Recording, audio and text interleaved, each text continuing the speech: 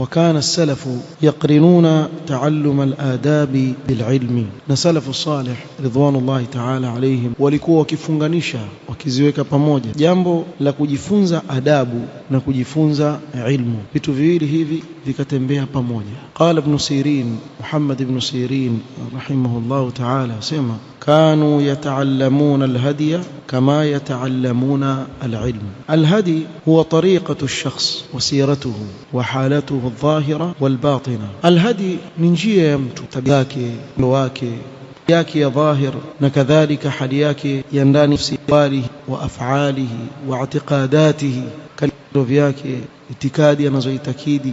كوريزو كسيما كونفانو هديه صلى الله عليه وسلم tutamanisha kuwa zile tabia zake, mwenendo wake, sera yake mtume sallallahu alaihi wasallam. Kwa walikuwa mwanzo wakijifunza adabu na kujifunza kujitengeneza hali zao za kitabia na akhlaq, kama yataallamuna alilm, kama vile wanavyojifunza ilmu. Kwa hiyo haitoshelezi kwa talib alilm kuwa yeye ajifunza maalumat, ana ilmu, ajua hiki ajua kile, lakini ukija katika akhlaq akawa hana tabia njema, sababu hili jambo halilingani na ilmu. Salafu walikuwa kikusanya baina hivi vitu viwili.